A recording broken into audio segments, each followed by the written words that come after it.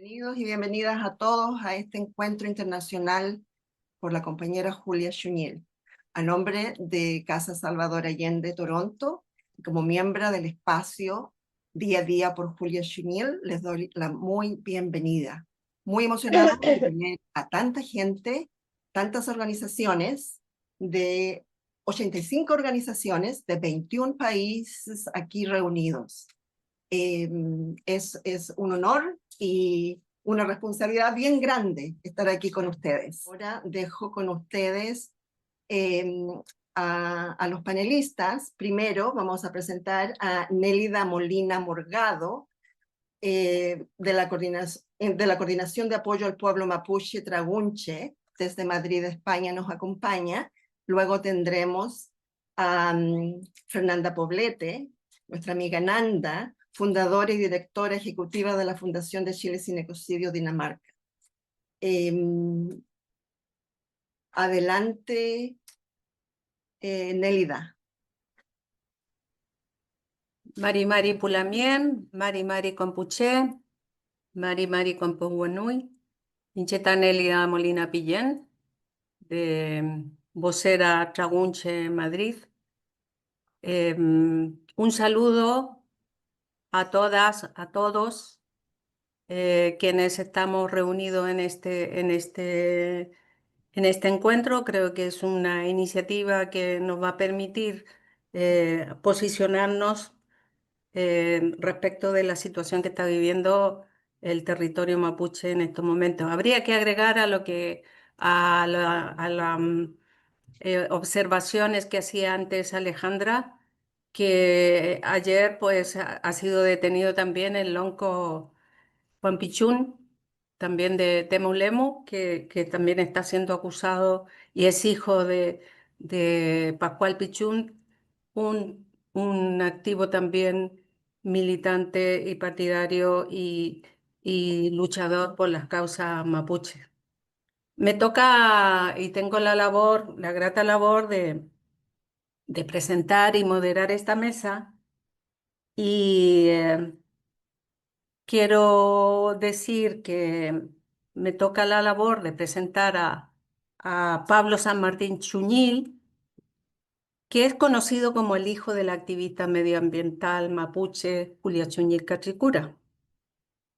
Él hasta este momento es conocido como el hijo de, y yo estoy segura de que Pablo, antes de esto, tenía también una vida personal, una vida propia, y sería importante poder conocer esa realidad y que Pablo tal vez podrías darnos a conocer, porque hemos visto tus entrevistas donde siempre estás hablando de tu madre, del hostigamiento constante que ha tenido ella y la exigencia que tú demandas de que el Estado debe involucrarse activamente en el caso.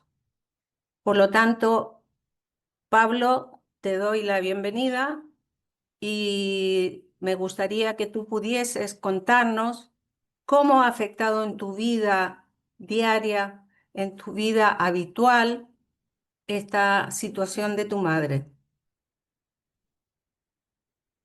Chaltumay. Le doy paso a Pablo. Buenos días a todos y a todas los que están presentes en esta reunión.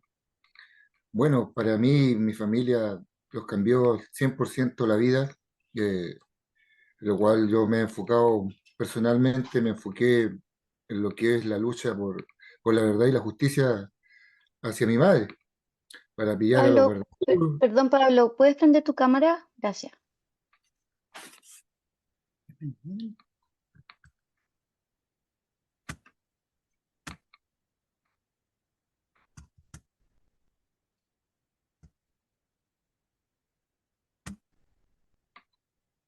¿Está prendida la cámara?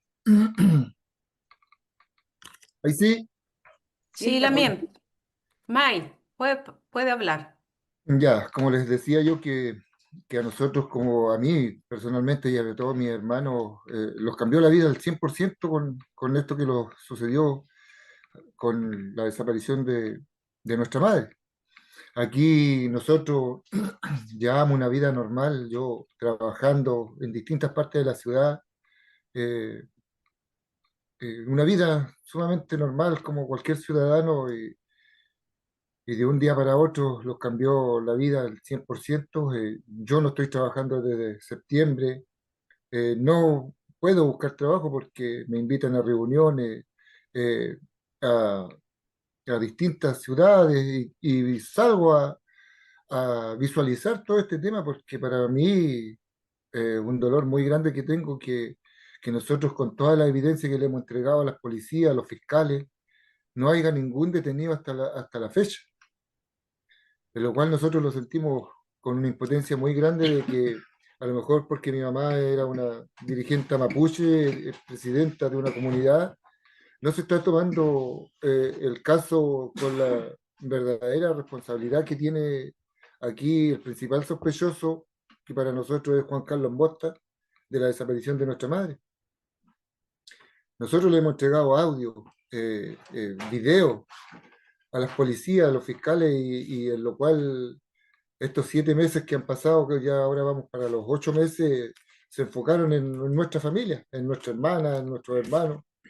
Estuvieron en la casa estos 7 meses, uno se pregunta hacia dónde se dirige la investigación, o sea, nosotros de víctimas pasamos a ser victimarios en todo sentido.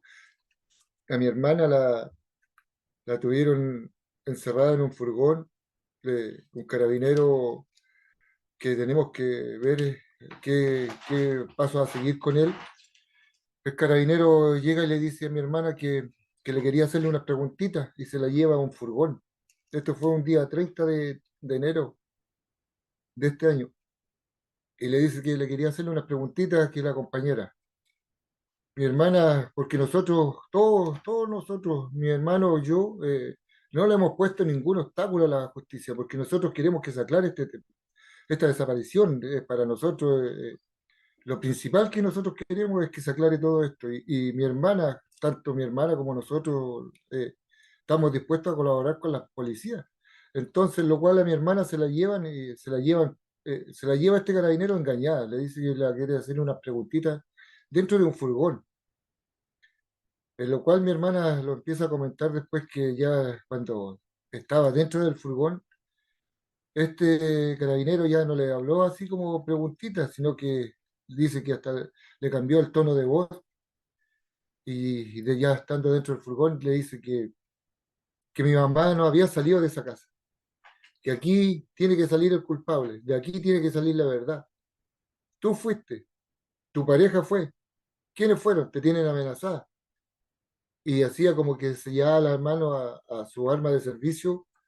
Mi hermana comentaba que no hallaba qué decirle porque ella, ¿cómo se iba a echar la culpa de algo que no sabe qué sucedió con mi mamá?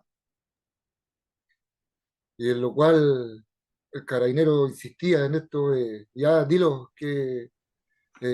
¿dónde tenía tu mamá? ¿Qué pasó con tu mamá? ¿Qué pasó el día anterior con tu mamá? Y así insistiéndole que prácticamente que se echara la culpa, que se echara la culpa de lo que estaba sucediendo. O sea, imagínense con el dolor que tenemos nosotros como familia de no saber dónde está mi mamá, de no saber qué le pasó a mi mamá, de no saber cómo murió mi mamá, porque yo personalmente eh, ya asumo que mi mamá está muerta. Cómo murió mi mamá en estos últimos días que estuvo consciente de que ya no iba a volver a su casa. Me imagino el dolor, la pena que ella habrá sentido porque ella adoraba a sus nietos. eh, entonces, para que un carabinero esté de esa forma, diciéndole prácticamente a mi hermana que se eche la culpa, me imagino el dolor, la impotencia que habrá sentido mi hermana en ese rato, en esa hora que estuvo ahí dentro del furgón. Y de ahí le dice el carabinero le dice, y ahora aquí que está, hay una mujer, igual, siéntete en confianza, declara, dile realmente lo que pasó. Estaba la señora Tatiana Esquivel, la fiscal regional, dentro del furgón también. Ella presenció todo esto. Y en lo cual mi hermana no sabía qué decirle porque realmente no sabe lo que ha pasado con mi madre. En lo cual le quitan el teléfono, la alejan de su hijo, de sus dos menores de edad, y el carabinero llega y le dice, ya llévensela.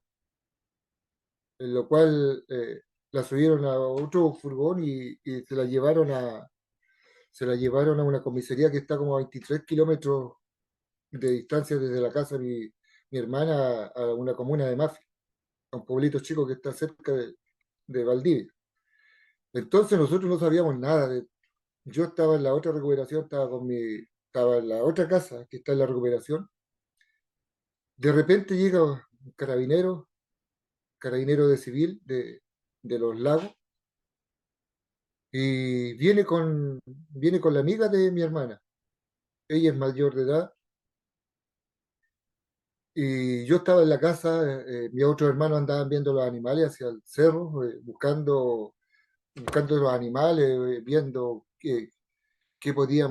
a dónde podíamos no haber buscado en el campo y también así seguir buscando.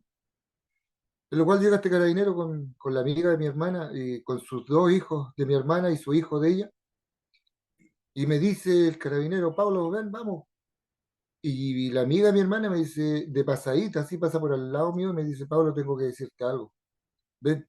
Y el carabinero insistía en que yo me fuera al tiro a la camioneta. Pablo, ven, Pablo. Y yo le dije, voy a ir a buscar un polerón. Y él me decía, no, si vamos a estar un ratito, no, vamos, vamos, vamos. No, le dije, voy a ir a buscar un polerón. Y llegué y fui adentro de entrar a la casa. Y la amiga de mi hermana me dice, Pablo, parece que a la Yané se la van a llevar detenida. ¿Pero por qué? Le dije yo, ¿cómo? Sí, me dijo, por eso es que me dijeron que me viniera con los hijos de ella para acá. Y efectivamente yo llego allá a la casa, me lleva este carabinero en una camioneta blanca, y en lo cual yo llego allá y quería llegar a la casa, a entrar hacia la casa. Y el carabinero me deja como 30 metros, 30 más o menos metros de distancia desde la casa a un portón que teníamos nosotros para llegar a la casa. Y yo iba a sacar mi teléfono para grabar y el carabinero me dice que no podía grabar, que no tenía que grabar. Y yo pensando en que mi hermana estaba adentro. Y ya veía, tenían esta situación, habían muchos carabineros en la casa, muchos. GOPE, PDI, o sea, GOPE, la CIP, la BOCAR y todos los fiscales y los ayudantes de los fiscales. Había mucha gente, mucha gente policial. En lo cual empiezan a llegar vecinos y me preguntan a mí y me dicen, Pablo, ¿van a encontrar a tu mamá acá? ¿De acá la van a sacar? Yo les decía que era imposible porque nosotros conversamos como hermanos, que mi mamá no estaba ahí, que no, mi mamá se fue ese día para la recuperación. Pero todos los vecinos empezaron a creer y empezaron a correrse la voz que mi mamá la sacaban de ahí. En lo cual yo no tenía idea que mi hermana no estaba dentro de la casa. Yo pensaba que mi hermana la tenían dentro de la casa. Cuando llega una prima y me dice, Pablo, Janet, yo le dije, debe estar dentro de la casa. Ah, me dijo, yo voy a ir a conversar con ella. Ya le dije yo, anda. Y empezó y los carabineros la atajaron. La atajaron y mi prima le dice que quería conversar con Janet, quería saber cómo estaba la Janet. Y ahí los carabineros llegan y le dicen, "Sí, no, si Janet no está acá". Entonces mi hermana, lo que nos da a pensar a nosotros, que cuando se llevaron a la amiga de ella con sus hijos y me fueron a buscar a mí, en este momento, sacaron a mi hermana de ahí y se la llevaron a la comisaría. Todo eso escondido. O sea, nosotros, para mí fue que a mi hermana la torturaron dentro del furgón y la secuestraron, se la llevaron escondida, no sabíamos nada de ella, no sabíamos nada. Entonces, para nosotros, desde ese 8 de noviembre del 2024, para nosotros cambió 100% la vida. No hemos tenido, yo al menos no he podido tener una vida normal, me he enfocado en solamente en tratar de buscar la verdad y la justicia de mi madre, que aquí paguen los verdaderos responsables de la desaparición de mi madre, aquí que no lo hagan un montaje a nosotros, que no se culpen a personas inocentes. Con todos los antecedentes que nosotros le hemos dado a las policías, ya era para que hubiesen tenido a una persona detenida. De lo cual nosotros miramos televisión y vimos en la televisión que un comunero mapuche o alguien que esté en una marcha tira una piedra, se lo llevan de inmediatamente detenido. Por último pasa una noche por daño. Al otro día lo tienen, lo sueltan. Pero acá, con toda la evidencia que nosotros le hemos entregado a Carabineros, a la fiscal, ¿ustedes creen que a esta persona a lo mejor le han pedido por favor que lo dejen ingresar a la casa? Y si es que él ha querido que entren a la casa, no como a nosotros, que nosotros no teníamos, no le ponemos ningún obstáculo, no le poníamos ningún obstáculo a las policías, a ningún tipo de policía. Todos que pasen a la casa, que pasen. Imagínense que en este 30 de enero tuvieron casi 9 horas, desde, la, desde las 2 de la tarde más o menos hasta casi las 11 de la noche. Tuvieron muchas horas ahí.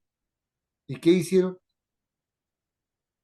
¿Qué hicieron ese día? Ese día era el que querían culpar a mi hermana, hacerle un montaje, culparla a ella o culpar a su pareja, que a todo esto su pareja lo fueron a buscar, lo trajeron totalmente ebrio. Esta persona se estaba tomando una cerveza delante de todos los policías, delante de la fiscal. O sea, lo fueron a buscar para pasarlo por delante de mi hermana y decirle que aquí tenía que salir el culpable. Podía ser ella o su pareja. En lo cual esta persona también, en su borrachera que tenía, totalmente ebrio, tanto que lo hostigaba un carabinero ahí, no sé qué le preguntaba porque yo lo veía desde lejos, nomás que se le acercaba a esta persona, a Flavio, y cuando de repente nosotros escuchamos que dentro de su inconsciencia que él ha tenido que haber tenido en ese momento, y dice algo que yo le escuché así como que dice debajo la casa, parte carabinero con palas, chuzo, y empieza a hacer hoyos, pero por la orilla de la casa. Imagínense si ellos hubiesen, como estaban tan seguros, y con esta declaración que dice esta persona, era para que hubiesen hecho tira a la casa. Pero yo creo que ellos sabían que mi mamá no estaba ahí, por eso fueron a hacer un hoyo ahí a la orilla de la casa. Eh, Ahí es lo que único que andaban buscando era culpar a alguien, no pillar el cuerpo, no pillar el cuerpo. Entonces nosotros desde ese día ya, para mí ha sido un infierno, todos los días un infierno, preguntarme dónde estará mi mamá, qué hicieron con mi mamá, no saber nada de esto. Durante 7 meses que las policías se enfocaron en nosotros, no saber nada en qué va la investigación, no saber si nosotros le entregamos una lista de sospechosos, más o menos 6 personas, no saber si las han investigado y no sabemos nada. Hasta el día de hoy no sabemos. Yo al menos a mi policía nos ha acercado y me ha dicho, mira Pablo, aquí va la investigación, estamos investigando a esta persona, yo hasta el día de hoy, que van a ser 8 meses, no sé nada de mi madre. Y por eso aquí lo ha cambiado la vida enormemente a nosotros. Yo me he enfocado en esto 100% en la búsqueda de mi madre y donde me inviten, yo voy para explicar esto, porque nosotros no tenemos miedo, no tenemos culpa de la desaparición de nuestra madre. Acá lo único que nosotros buscamos es que se pillen a los verdaderos responsables de la desaparición de mi madre. Chaltumay Lamien, muchas gracias por su testimonio, por la dedicación que usted está destinando a la búsqueda de su madre y queremos continuar. Vamos a tener un tiempo para para después de algunas preguntas. Por lo tanto, queremos dar paso también a una de las abogadas de su hermano, Javier en este caso, ¿no? A la abogada Mariela Santana Machuca, que es abogada de la Corporación de Promoción y Defensa de los Derechos Humanos del Pueblo, CODEPU, que fue creada en plena dictadura en 1980 y en este caso representa a Javier Troncoso Chuñil. Ella sostuvo que hay un contexto de desaparición forzada, que en este caso hay una constante rotación de fiscales en la causa. También ha habido varias irregularidades, la filtración de la carpeta investigativa a medios de comunicación cuando esta era reservada, que parece raro. Fuerte desarrollo de diligencias intrusivas en contra de la familia, como relata recién Pablo. Entonces, queremos dejarle la palabra en este caso a Mariela Santana Machuca para que nos informe y cuente desde la perspectiva legal cuál es la situación de la papay Julia Chuñil.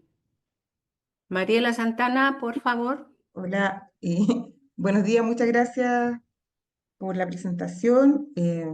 Sí, mi nombre es Mariela Santana, soy abogada de CODEPU, la Corporación de Promoción y Defensa de los Derechos del Pueblo, una organización que nace en dictadura y, y como CODEPU sentimos, una vez que conocimos el caso de la desaparición de Julia Chuñil Catricura, que debíamos hacer algo, debíamos hacernos parte, eh, primero que nada porque estamos, eh, eh, en este caso es un caso paradigmático de despojo. Aquí hay un conflicto de tierras que es abierto eh, entre un terrateniente alemán eh, que hostiga a doña Julia Chuñil desde hace al menos 6 años, al menos 6 años, eh, la hostiga para que ella abandone los territorios que ella reivindica como terrenos ancestrales, terrenos que ella cultivó, cuidó. Recordemos que Julia es una dirigente de una comunidad mapuche, la comunidad Putriguel.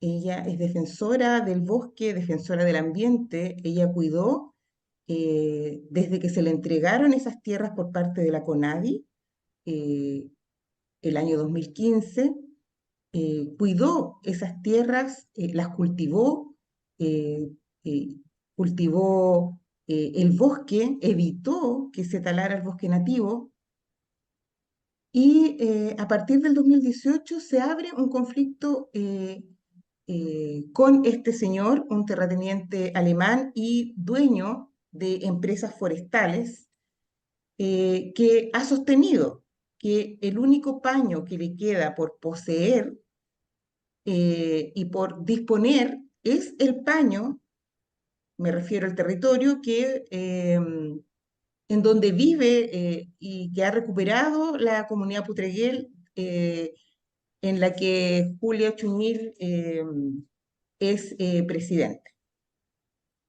Eso como primer punto. En el marco de estas hostigaciones, Julia desaparece el 8 de noviembre del año 2024. Y eso es un dato cierto, y hoy su paradero, a casi 8 meses de desaparecer, se desconoce. Entonces, es un Estado, o sea, un deber del Estado el investigar esta desaparición, porque se trata de una defensora de los derechos humanos, de una defensora del ambiente, de una mujer mapuche, además. No podemos descartar que se trate de un caso de desaparición forzada. Y frente a esto, la obligación del Estado es aplicar estándares mayores en la investigación, cosa que no se ha hecho. No se han cumplido ni siquiera con los estándares de rigor mínimos en la investigación. Ha sido una investigación desprolija, estigmatizante, con sesgos, inoportuna, con actitudes claramente similares a las que vivimos en dictadura, que recuerdan incluso métodos que usaba la CNI. Recordemos que Janet, como dijo Pablo, Janet es víctima el 30 de enero del 2025 de un allanamiento violento entre un contingente policial muy numeroso con armamento, algunos con armamento largo, toman a Janet y la introducen a un móvil para amedrentarla por parte de un agente del Estado, un carabinero. Lo grave es que dentro de ese automóvil está la fiscal regional del caso, que lidera la investigación. Y no olvidemos, según lo que hemos denunciado, que además este allanamiento está basado sobre un hecho falso. El fiscal logra la autorización del tribunal para allanar la casa, una vez más, de Janet, porque han sido objeto de innumerables allanamientos, todos violentos, logra esa autorización en base a una información falsa, que es, o que era, que se había encontrado restos de sangre en la casa de Janet, sangre que correspondía a Julia Chuñil. Ese hecho es falso. Y ese dato está corroborado por informes periciales que obran en la carpeta y que obran con anterioridad a esa solicitud que hizo el fiscal para allanar esa casa. Estos hechos dieron origen a denuncias por nuestra parte. Quiero hacer presente que somos 3 las abogadas que estamos a cargo de esta causa. Cada una de nosotras, Carmen Caifil, Karina Riquelme y yo, representamos a uno de los hijos de doña Julia Chuñil, y sin perjuicio de ello, CODEPU representa a la familia completa en acciones internacionales que se interpusieron tanto en la Comisión Interamericana de Derechos Humanos, con una medida cautelar, y con una acción urgente ante el Comité de Desaparición Forzada de Naciones Unidas en Ginebra. Estas denuncias que se interpusieron consistieron en una denuncia por apremios ilegítimos en contra de la fiscal y en contra del funcionario policial, y también en un recurso de amparo ante la Corte de Apelaciones de Valdivia para pedir que restablezca el imperio del derecho, que la investigación se adecúe a los estándares legales, porque todas las diligencias, a nuestro juicio, han sido al margen de la legalidad. ¿Qué ocurre? La Corte de Apelaciones rechaza el amparo y tuvimos que apelar a la Corte Suprema, esperando que el máximo tribunal, haciendo un control de convencionalidad, hiciera un llamado a restablecer el imperio del derecho, a ordenar a la Corte de Apelaciones de Valdivia que acogiera el amparo. Sin embargo, también se nos dio con una puerta en la cara y se ha rechazado esta apelación. Por lo tanto, no se declaró la ilegalidad de las diligencias. La fiscal del caso continúa conociendo, continúa a cargo de la investigación, sin perjuicio que hay un par de fiscales que están llevando a cabo las instrucciones. Con todo esto, se ha perdido el foco en la búsqueda de Julia Chuñil, porque nos ha obligado a interponer acciones para que el Estado, representando en el fondo al Ministerio Público, haga las cosas como debiera hacerlas. Y eso es absolutamente fuera de lugar. Nosotros lo que queremos es que se vuelva a enfocar el Ministerio Público a la búsqueda de Julia, que el Estado investigue, que las fuerzas policiales lo hagan sin sesgo de confirmación. ¿Mm? Y es necesario poner término a esta situación de ilegalidad, de estigmatización a la familia, que a las familias se les considere como víctimas, que se respeten los principios rectores de la búsqueda de personas desaparecidas, que se respete la calidad de defensora de Julia Chuñil como víctima, y en razón de eso, que la investigación se enfoque con perspectiva en derechos humanos y que y, y se hace un llamado, nosotros hacemos un llamado al Estado que cuando habla del nunca más en foros, eh, que esto no puede ser pura retórica, sino que tiene que ser materializado en acciones concretas. No sé si hay dudas, si necesitan alguna cronología de las acciones. em, estoy llana a lo que ustedes puedan preguntar. Gracias. Sí, sí, Mariela, tenemos un espacio de preguntas, así que quien quiera hacer alguna pregunta, yo creo que es un sentir mayoritario de quienes estamos apoyando esta iniciativa y esta búsqueda.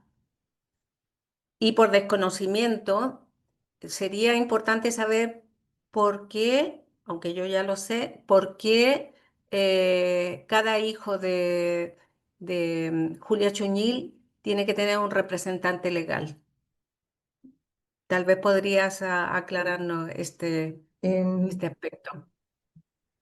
Podrían tener un solo abogado, todos los hijos de la señora Julia, pero también, así como ocurre ahora, cada uno de los hijos tiene su representante no por una decisión estratégica, sino que ha sido como se han dado las cosas.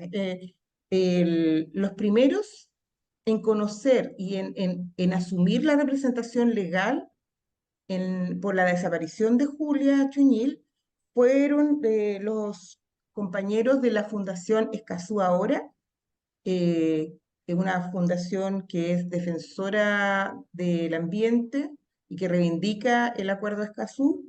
Ellos ofrecieron a Pablo San Martín la representación judicial y fueron los que interpusieron la primera querella en diciembre del año 2024.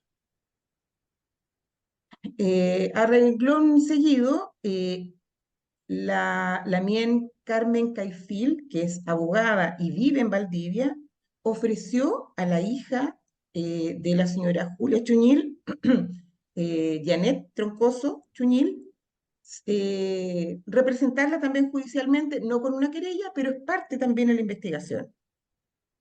Y nosotros, CODEPU, conocimos personalmente a Pablo San Martín cuando vino a Santiago. eh, Nos enteramos de la causa y nos sentimos llamados a ejercer las acciones que como CODEPU habituamos a hacer, porque nosotros somos intervinientes en causas por desaparición forzada de víctimas de dictadura. Entonces tenemos un conocimiento, somos, ya tenemos un training en qué diligencias se pueden realizar, cómo se puede llevar una búsqueda, qué es lo que se puede exigir al Estado. Y por tanto, acordamos con Pablo asumir la representación de Javier Troncoso, el tercer hijo de la señora Julia, además de representarlos en sede internacional. Yo viajé personalmente a Ginebra al primer foro internacional sobre desaparición forzada y allí presenté el caso de la señora Julia Chuñil y se visibilizó en todo el foro.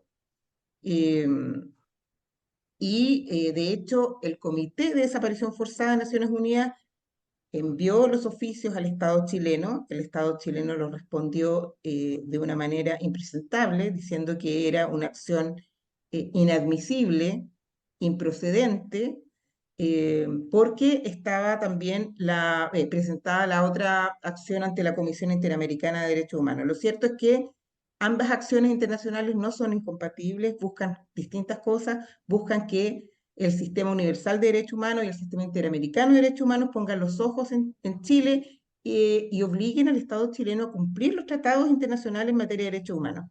Em, yo considero, nosotras consideramos, las tres abogadas que estamos coordinadas y estamos alineadas en esta defensa, que es lo mejor para la familia contar con un equipo jurídico robusto en donde hayan varios ojos mirando la investigación y los posibles ribetes que pueda adquirir.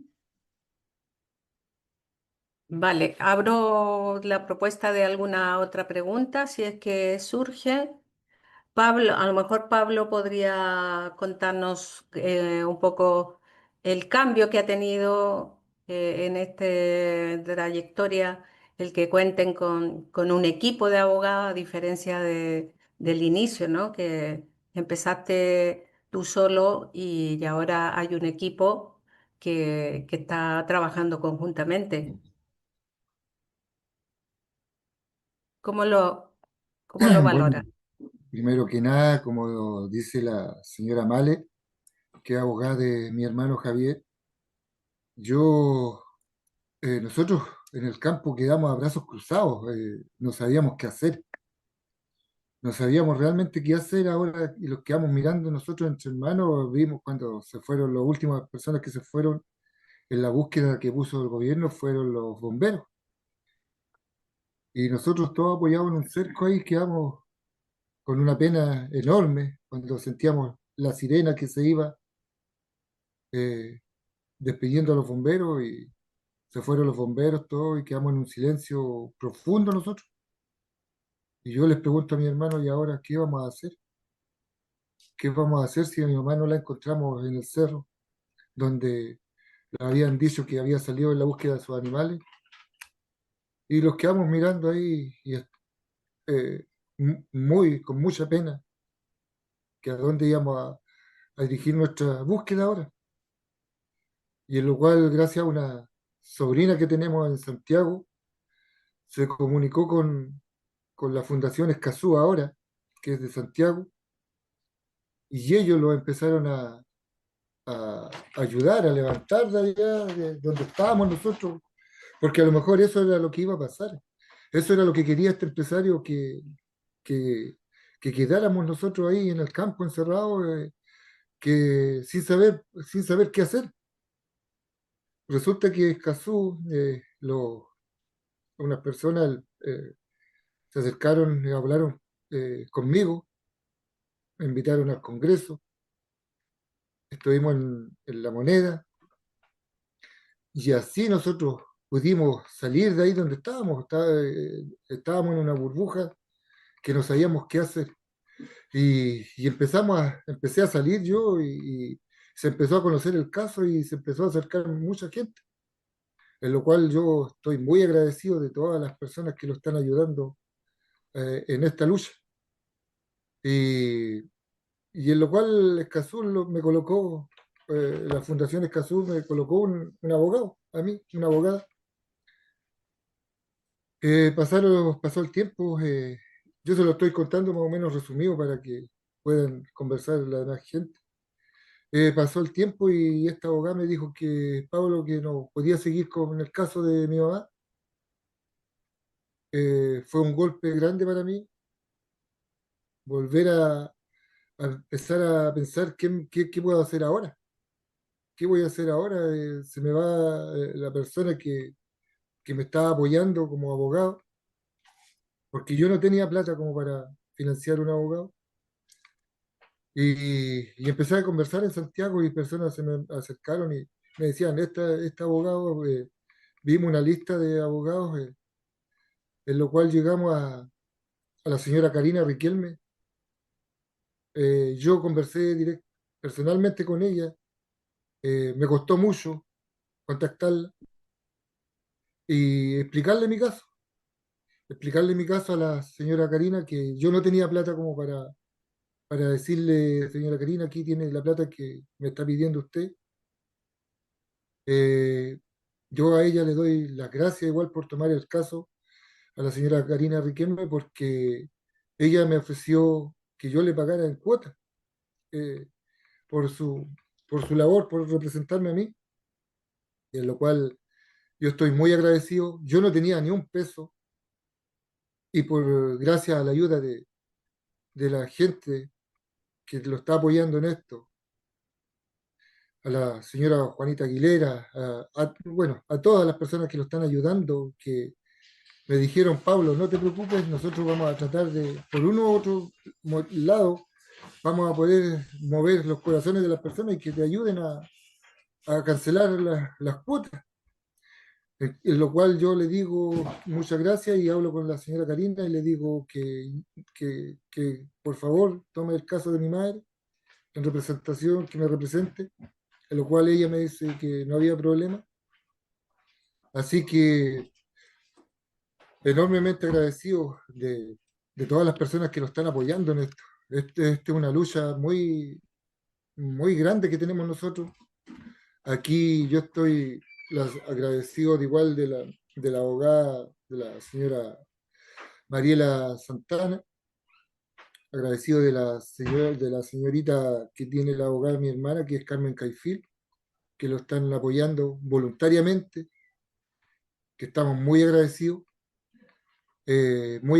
porque hay 3 personas ahora que lo están apoyando en esto, que para mí y mi familia es una gran ayuda, cosa que no esté mirado solo de una parte como abogado, sino que ahora hay 3 partes que se van a mirar con diferentes ojos, ponerle más atención porque de repente en esto se le puede ir a una abogada un comentario, un caso, y puede estar la otra que lo está apoyando. Entonces, para nosotros como familia estamos enormemente agradecidos de la señora Mariela y de la señorita Carmen.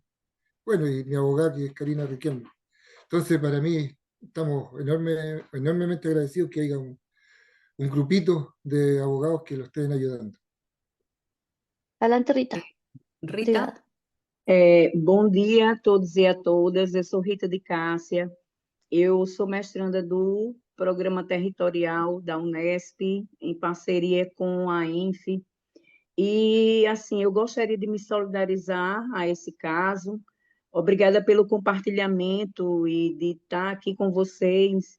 E eu sugiro que esse caso, ele transponha as fronteiras, né, desse país e chegue até o Brasil, aos movimentos sociais, para que tenha uma maior repercussão e que possa se somar para a resolução desse caso.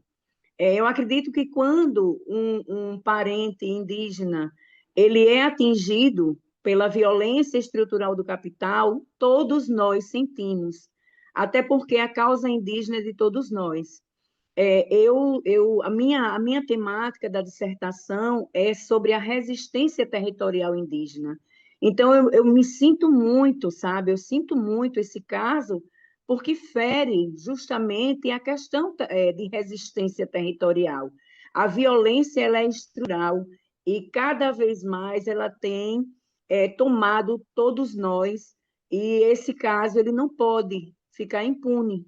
Então, eu me coloco também à disposição. O povo que eu estou estudando e o locus da minha pesquisa é aqui em Palmeira dos Índios, Alagoas, que é o povo Chucuru-Cariri, onde o Oswaldo, que também é Mapuche, é companheiro nosso do programa territorial, ele é do doutorado, ele já participou de um momento conosco, mesmo de forma virtual. Então, eu acredito que essa causa ela é de todos nós, e me coloco à disposição de todos e todas aqui presentes. E, mais uma vez, a minha sincera solidariedade. Soy Lonco Juanita Millar, soy la Lonco de la agrupación Chorchor de Oakland, California, y desde aquí, de Oakland, California, estamos apoyando todo lo que se trate de Julia Chuñil, de nuestra Lamien. Desde el 8 de noviembre nosotros estamos iniciando acá en California muchas actividades a favor y anunciando a la gente apoyar esta causa. Esta causa nosotros la llamamos torturadora para nuestra gente mapuche.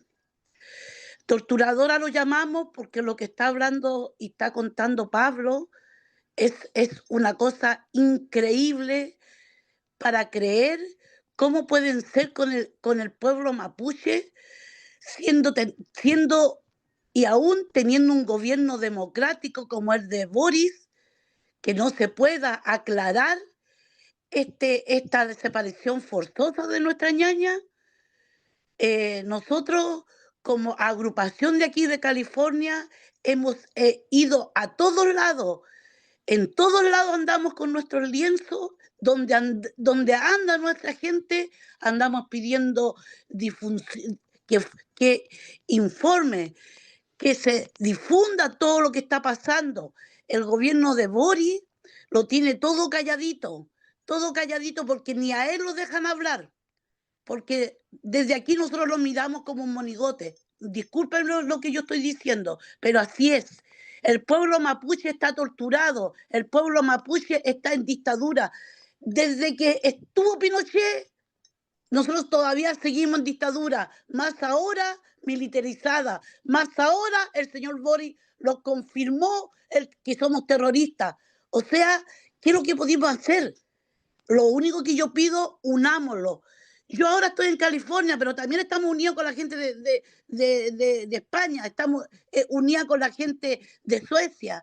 Entonces, tenemos muchos países que tenemos información, pero también queremos informaciones severas y que sean ciertas. Entonces, a base de eso, lo que yo trato de difundir aquí en California, todo lo que yo me entera por mi agrupación, que tengo también mi agrupación Chorchol, de la granja, de la comuna de la granja, también estamos unidos. No crea que Lamien Pablo no crea que está solo. Estamos mucha gente aquí internacionalmente, como la Lonco Juanita, estamos pero difundiendo por todos lados, solo que el gobierno no se ha puesto los pantalones con el pueblo, no se ha puesto los pantalones con el pueblo mapuche, no ha dejado que nosotros como pueblos que podamos difundir, no tenemos apoyo ni de la televisión, ni de los diarios, ni del gobierno. O sea que lo que tenemos que hacer es lo que estamos haciendo ahora, y se le agradece a todos los que están ahí, a todos los que estamos pudiendo hacer este evento para que pueda salir al mundo, para que pueda salir a Chile, para que pueda salir y podamos saber la verdad. Ya basta ya de tanta tortura, información, de tanta tortura con el pueblo mapuche, de tanta tortura. ¿Por qué? ¿Por qué? Esa es mi pregunta. Chatumay Lamien. Chaltumay. Hay una nota aquí en el chat. Pregunta Flor Calfunao Payalev de la Misión Permanente Mapuche ante la ONU. Quisiera saber si han puesto una acción urgente ante la ONU, relatorías o algo, no sé, tal vez Mariela pueda responder. Lucía lo respondió por interno también. Ah.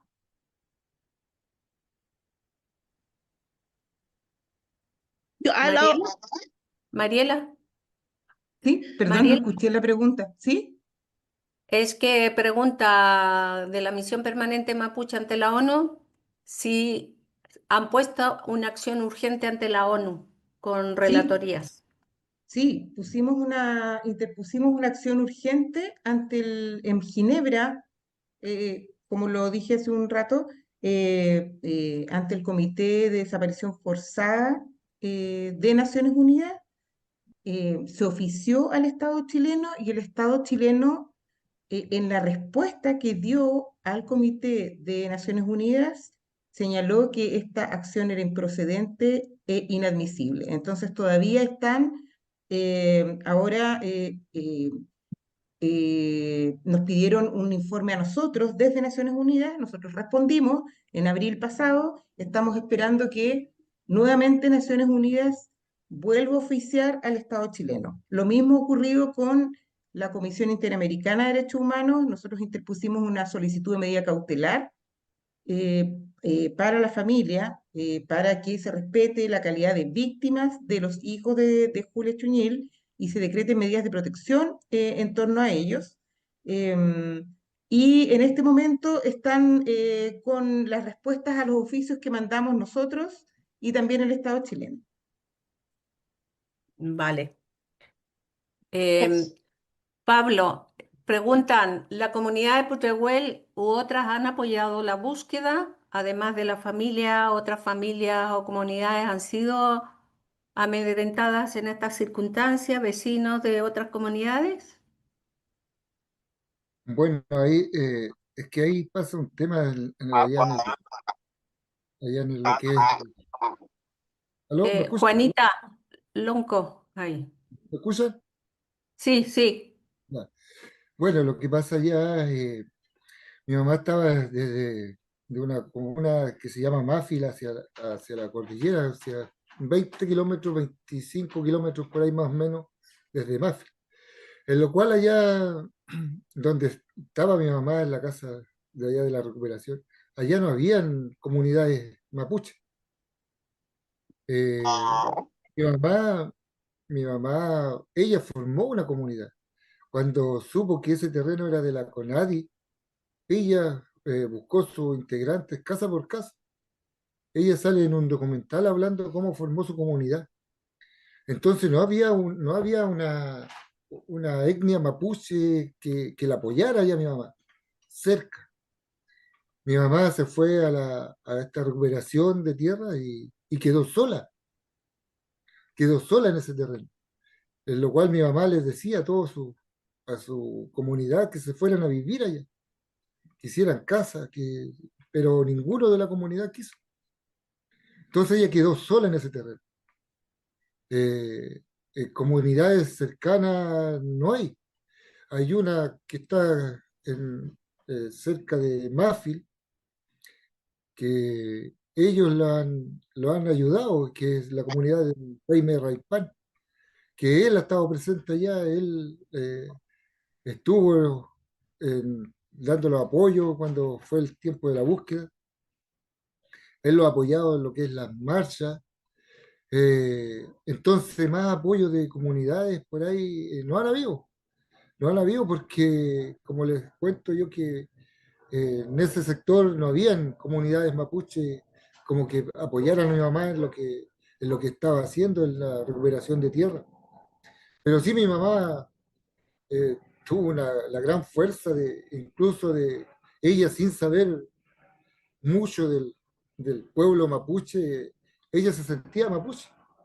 Ella formó un guillatún, ella lo formó sin saber cómo, con ayuda de la persona que recién nombré, que es don Jaime Raipán, y ayuda de otras comunidades que venían de otros lados, de otras ciudades. Ella hizo un guillatún y ella quería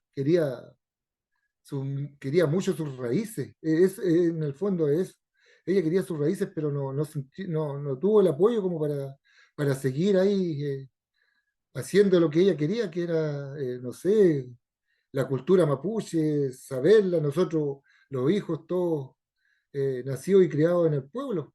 Ella tuvo, desde muy chica,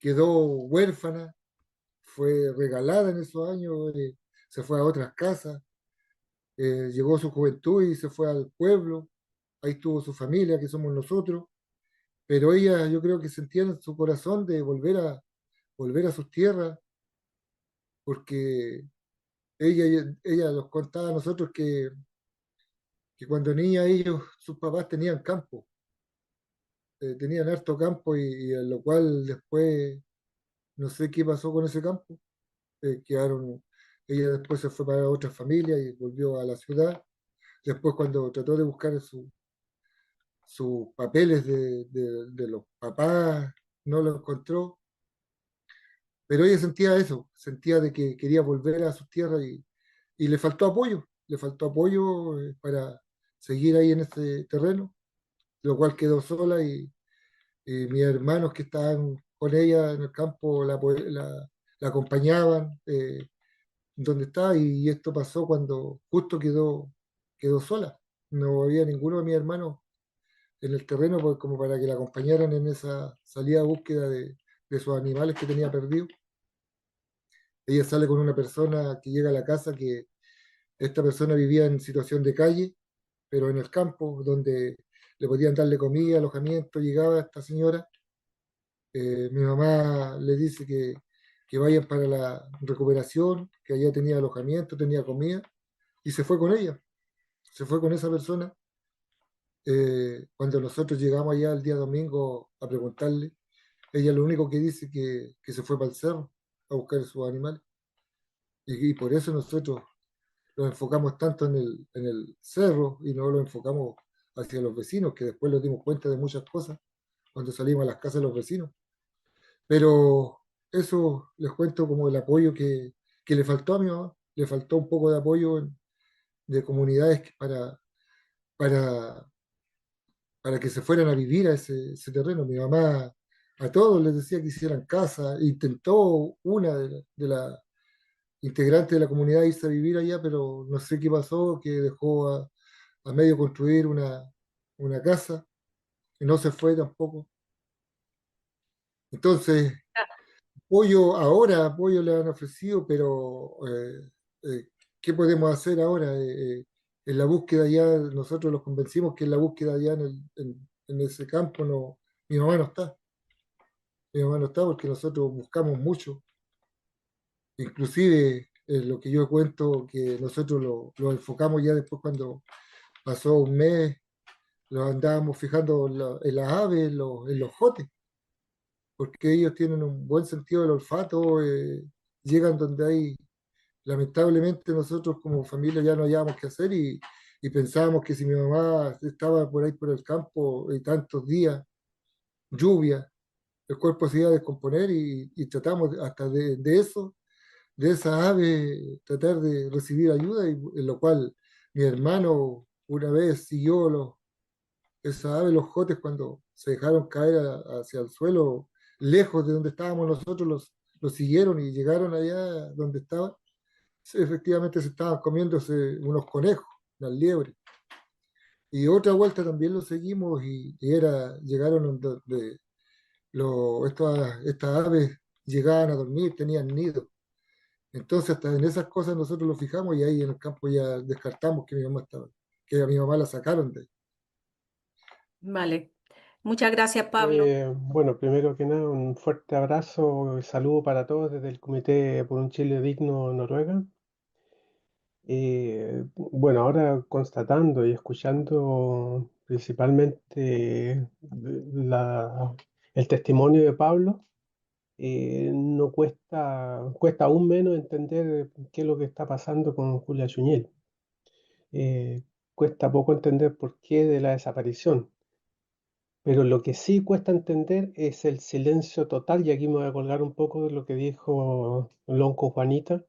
Sí cuesta entender mucho por qué el silencio tan brutal, tan siniestro de nuestro gobierno. O sea, en este momento yo siento que a pesar de que habemos muchas organizaciones, muchas personas independientes repartidas por el mundo, como se está viendo acá, preguntando, exigiendo saber dónde está Julia Chuñel, la pasividad y el silencio es total. Yo personalmente prácticamente no pierdo oportunidad de mencionar al Boris en cada comunicado, exigiendo o pidiendo acciones para saber dónde está Julia Chuñel. En eso reconozco también algunos nombres acá de Twitter. Así que, y bueno, eso es lo que está pasando, pero para concretizar y para ser breve, nos gustaría saber de qué manera, cuál es la mejor manera de cómo poder apoyar y ser más efectivo, porque A pesar de que somos muchos, yo creo que aún falta mucha fuerza. Estamos repartidos por todo el mundo y si se hace una acción que desde Chile están exigiendo respuestas de este gobierno responde a algunas cosas con valor bajo el punto de congelamiento, es muy distinto que lo hagan desde 10 países distintos, desde 50 organizaciones distintas, desde miles de personas distintas que tengan que responder a la misma petición. O sea, en concreto, es decir, díganos qué es lo que podemos hacer y lo hacemos. Juntémonos, eh, pongámonos de acuerdo, hagamos acciones conjuntas, seamos fuertes. Es un poco más o menos la idea. O sea, que Vale, estamos solos y hacemos lo que podemos, pero si estamos juntos y organizados, yo creo que podemos tener algo más de efectividad. gracias, Francisco. De hecho, hay algunas propuestas que haremos al final. Valeria. Mari Laman, yo soy Valeria, soy de Tirúa, pertenezco a una organización de Tirúa, territorio mapuche, y bueno, es complejo en un Nutram hablar tan rápido, no es la costumbre del mapuche, digamos. Solo plantear que bueno, creo que es la segunda parte del panel, que es tremendamente importante entender que el Estado desarrolla una violencia sistemática contra el pueblo mapuche. Y bueno, entregarle toda la fuerza al Lamuen, decirle que el mapuche cuando despierta siempre vuelve a su mapu por Lamuen. Entonces, si la Lamuen Julia volvió es porque es parte de su tubún, de su balme, y hay que defender a la Lamuen en esa acción y entender que esto es una violencia sistemática. Y entre eso, cuando uno comprende muy brevemente, entendiendo los tiempos que ustedes han desarrollado para esta reunión, me gustaría recordarle al Lamo en que quizás él no conozca el caso de Macarena Valdés, que es una papay que fue también asesinada en condiciones extremadamente raras, en donde el Lamo Rubén Collío, al reconocer que el Estado no podía garantizar, ni ningún organismo internacional podía garantizar encontrar por qué había muerto la papay, él desplegó unas fuerzas tremendas para poder desarrollar paralelamente, no desestimando el tema jurídico, para poder encontrar la verdad desde otras vías. Porque creo que ya todos han dicho que el Estado es un espacio que genera desconfianza, el Estado no es un lugar en donde van a buscar la justicia para el mapuche porque tiene un propósito político, capitalista en los territorios. Entonces, quizás poder darle vuelta, que si hay una instancia ahora de coordinación internacional en donde el ámbito jurídico es tremendamente importante, quizás también se puedan juntar el Nehuen para poder apoyar al LAMEN para buscar otras formas de desarrollar una investigación autónoma que garantice al menos llegar a la verdad por la tranquilidad de las familias. Eso es lo que a nosotros nos gustaría aportar desde Tirúa. Muchas gracias, Valeria. Bueno, desde Montreal le queremos, no sé, dar a conocer una experiencia que hemos tenido, sobre todo en este tipo de ayuda que nos corresponde como chilenos en el exterior, es tratar de hacer un resumen de todos los puntos, como en este caso judicial, el sometimiento histórico del pueblo mapuche, algo sobre los derechos humanos y el medio ambiente. ¿Por qué digo de hacer un resumen que puede hacer, ojalá por video? Es para mostrarles a nuestros juristas de acá o organizaciones que estén comprometidas con los derechos humanos, con el medio ambiente, y de hacer una campaña, como lo hemos hecho, que ya la última fue con el estallido social. Entonces se involucran y se envían esos antecedentes directamente a las vías que ustedes nos indican. Y de ahí, bueno, hemos reunido sindicatos, todos los sindicatos firmaron por el asunto del estallido, no me quiero referir desde los 50 años que estamos afuera, porque también lo han hecho. Hay diputados involucrados también que dieron declaraciones y sobre lo que le está pasando a Chile, que parece que volvimos hacia atrás, hacia 50 años atrás, si estamos hablando de desaparición forzada. Ese es un pedido.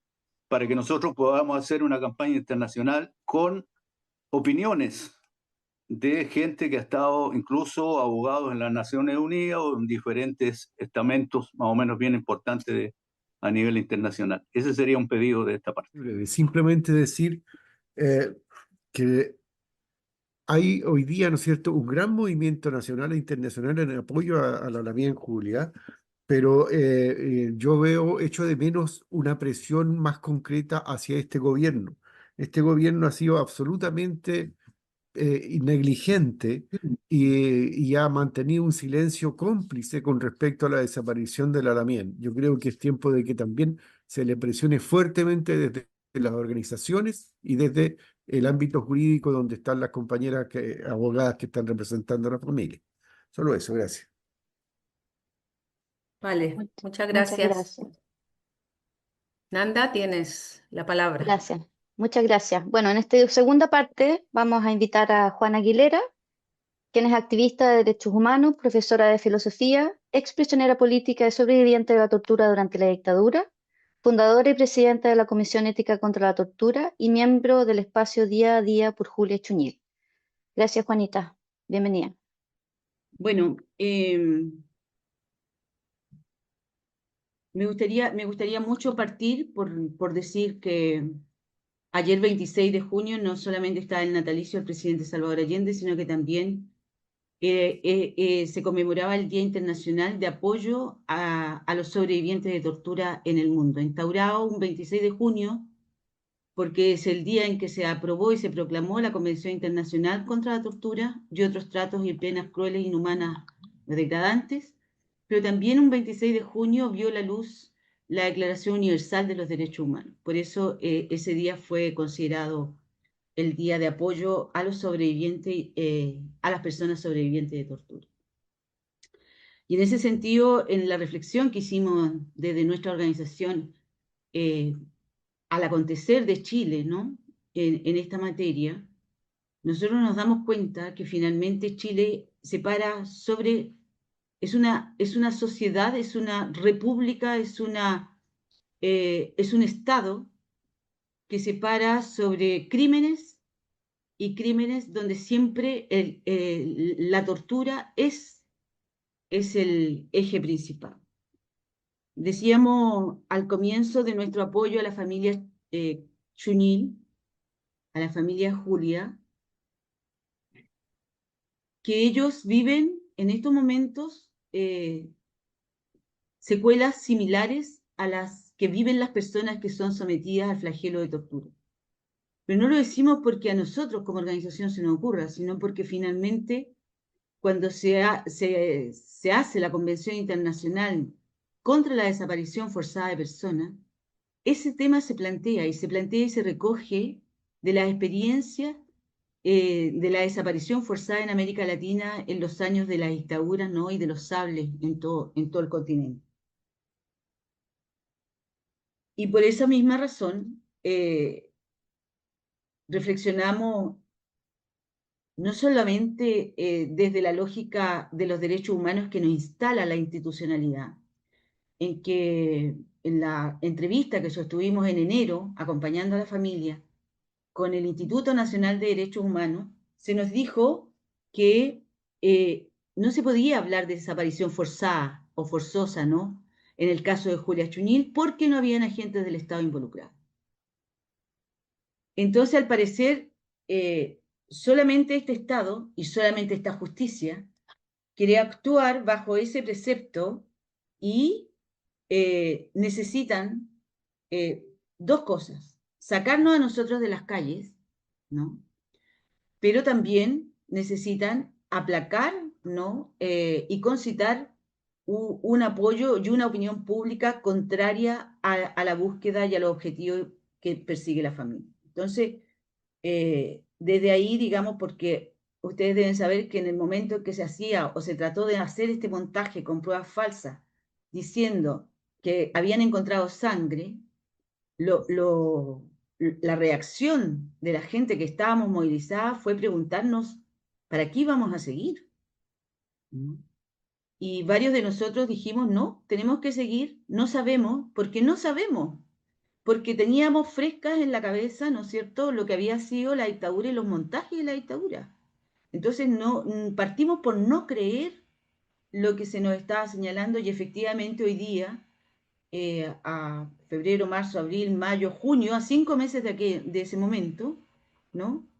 Se comprueba que la Fiscalía, los medios de comunicación y los reportajes que se hicieron tratando de inculpar a la familia eran falsos, con pruebas falsas. Era un montaje al estilo dictatorial. Entonces, en nuestro proceso de búsqueda y también de tratar de comprender este movimiento y este momento político, que no solamente es regresivo, como ya se ha dicho, y represivo, sino que también emerge un actor que pasa desapercibido y colado, como diríamos en buen chileno, ¿no?, ante los crímenes que está cometiendo, y es el empresariado.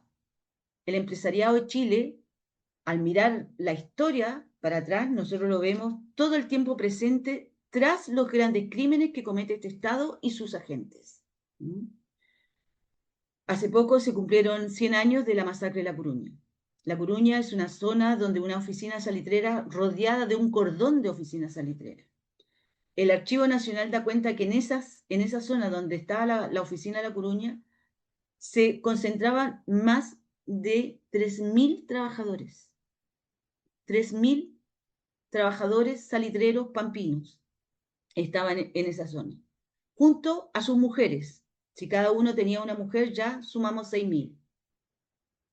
Con sus hijos, ¿no? Las familias de antes no tenían solo un hijo. ¿Qué hizo el Estado? Frente a los administradores alemanes, ingleses, españoles, croatas, italianos que estaban en esas oficinas, ¿no? Cuando se levantaron los obreros, hicieron la huelga general, el Estado de Chile en 1925 les mandó artillería, les mandó ametralladoras, caballería e infantería. La mortandad, lo sabemos ahora, fue prácticamente total y la historia de Chile no recoge ese evento. Tal vez el único momento en que hemos logrado, por la lucha de los pueblos organizados, hacer registro sobre la violencia ejercida por el Estado chileno ha sido en la masacre, después de la masacre del 73. La masacre que acaba de acontecer en el 2019, ¿no?, con la revuelta social, todavía no está documentada, no hay registros. Y nuestros compañeros mutilados, torturados, las familias que perdieron a un ser querido en esa masacre de la revuelta social del 2019, todavía no tienen ni verdad, ni justicia, ni reparación. Es en un contexto de absoluta impunidad y de leyes represivas como las reglas del uso de la fuerza, en donde ahora la policía va a poder disparar al tercio superior del cuerpo, donde no van a tener la consideración, digamos, de personas de especial protección, es decir, van a poder disparar a mujeres, porque las personas de especial protección son mujeres, personas de la tercera edad, personas que sufren alguna discapacidad y personas de pueblos originarios. Están considerados, digamos, como personas de especial protección. Bueno, si una persona con discapacidad auditiva no escucha la orden de alto, el carabinero o el policía le va a poder disparar. No considera la proporcionalidad en el uso de la fuerza. Acaban de aprobar una modificación a la ley antiterrorista que hace que Chile en estos momentos tenga 2 leyes antiterroristas vigentes. Lo único que no se ha aprobado hasta el momento es la reaparición de cárceles secretas. Ese es el momento represivo que estamos viviendo. El Parlamento aprobó prácticamente ejercer coacción sobre las personas. Entonces, es en ese contexto en que la desaparición de Julia Chuñil concita y aúna voluntades para la búsqueda y encontrar verdad y justicia, como bien lo ha dicho Pablo, su hijo. Pero sepan ustedes que finalmente en el Chile neoliberal extractivista, que por eso dieron un golpe de Estado y por eso cometieron digamos, instalaron el terrorismo de Estado para desaparecer personas, para ejecutar, para torturar, para hacer este sistema que tenemos hoy, con este extractivismo exacerbado que tenemos hoy, con estas empresas que vienen y depredan e instalan zonas de sacrificio en todo el país. En todos estos años, las personas que han sido afectadas en el derecho a la vida han sido bastantes más también. Tenemos a lo menos 10 personas desaparecidas en este tiempo. Julia Chuñil concita la salida a la calle porque era una dirigente de una comunidad.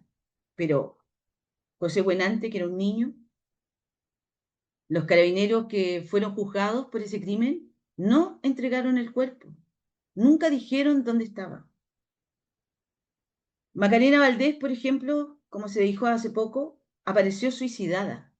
No hay verdad para ella todavía. Los peritajes alternativos que se hicieron no lograron destrabar un sistema de justicia verdadero para ella, su familia, sus hijos, ¿no? Que finalmente quedaron huérfanos porque su compañero, el padre de sus hijos, también terminó perdiendo la vida en un accidente. Nicolasa Quintremán, que se opuso a la instalación de las represas en el Alto Biobío, apareció ahogada. No hay justicia. Alejandro Castro, ambientalista, que apareció suicidado, ahorcado, colgado en una reja más pequeña que su estatura, después de participar en una marcha contra la zona de sacrificio en la quinta región de Quintero Puchuncaví. Marcelo Vega Cortés, presidente de la Asociación de Comunidades Indígenas de Chanchan y opositor histórico al ducto de desecho de la celulosa Arauco en Celco, fue encontrado en la desembocadura del río Lingue, ahogado en su camioneta hundida a la mitad, ¿no?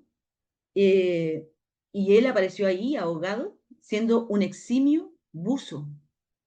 Junto a él está desaparecido hasta nuestros días Jorge Gualme Bustos, ¿no? Que estaba con él. Sara Lavenzini era una artesana que estaba en un terreno aledaño a la minera La Escondida, en el norte. Apareció suicidada el día mismo que debían desalojarla. Diego Medina, Calfual, hace 2 o 3 semanas atrás apareció flotando en el río, ahí en Panguipulli, ¿no? Y no tiene agua en sus pulmones. También era de una comunidad. Bueno, el niño Tomás Bravo, cuyo abuelo había ganado una demanda a la Forestal Arauco. Apareció secuestrado y muerto 3 o 4 días después del secuestro. Y su fiscal que indaga, que investiga, como dijo Pablo, es la misma fiscal Tatiana Esquivel que tiene el caso de Julio. Pero hay otras personas que han perdido la vida y que están desaparecidas en estos tiempos post-dictadura en que se instala este sistema neoliberal. Está Ramón Pacheco, él era de Hualqui, tenía una limitación, digamos, de discapacidad mental. Julio Arispe Carvajal, tirado en el desierto por carabineros mientras sufría un ataque de esquizofrenia. Nunca más fue encontrado. José Vergara Espinosa en Alto Hospicio, también desaparecido. Jean Fedor Lois desapareció durante el toque de queda en mayo del 2020. Finalmente, la tortura, la desaparición forzada, los crímenes contra las personas en estos tiempos de gobiernos civiles post-dictadura solo han sido una continuidad.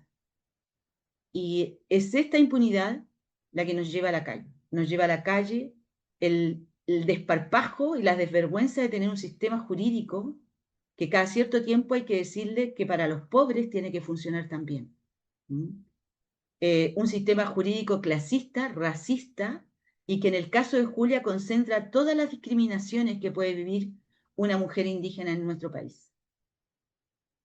Entonces, ¿qué queremos, qué buscamos? Yo creo que es necesario en este país que está subastado a las grandes corporaciones internacionales y que vienen acá no solamente a llevarse las materias primas y a llevarse, ¿no es cierto?, y a destruir nuestra naturaleza, necesitamos entonces lograr que exista no solamente principios rectores para el empresariado en este país, necesitamos que existan normas que sean obligatorias y que impidan que las grandes corporaciones nacionales e internacionales, tengan un comportamiento criminal como el que están teniendo. El estudio de Escazú señala que las que más violan y abusan de sus trabajadores, violan sus derechos, son las forestales. El 60% de las personas abusadas en las forestales son mujeres.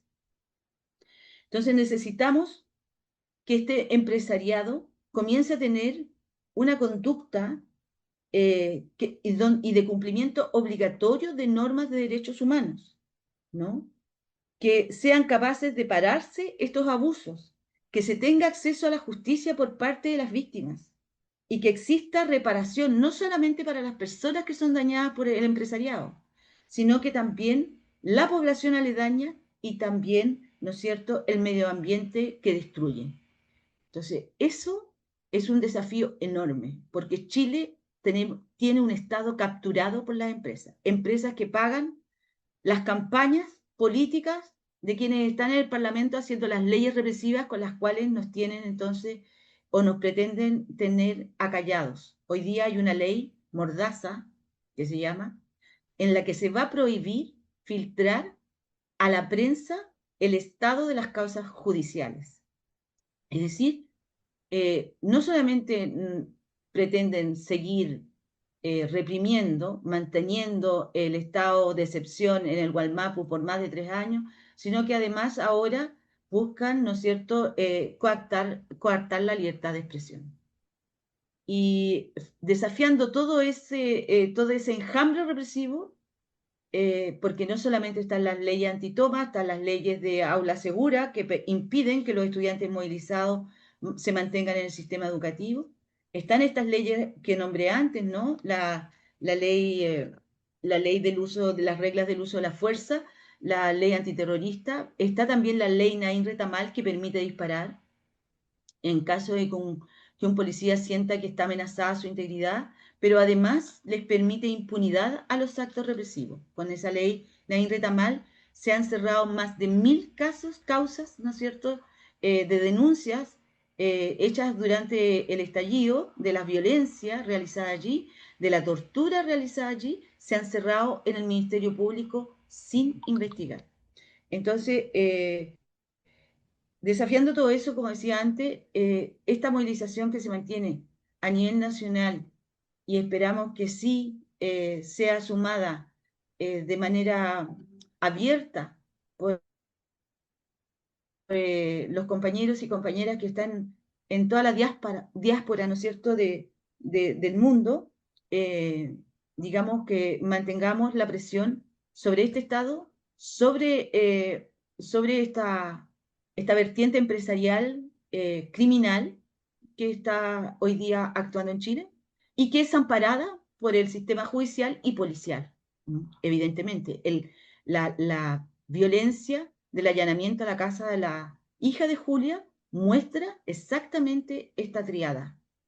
Un sistema judicial, un sistema policial del Estado protegiendo, ¿no es cierto?, protegiendo el abuso y el crimen empresarial en Chile. Eso diría yo por mi parte para provocar un poco la discusión. Muchas gracias. Muchas gracias a ti, Juana. Ahora le voy a dar la palabra a Lucía Sepúlveda,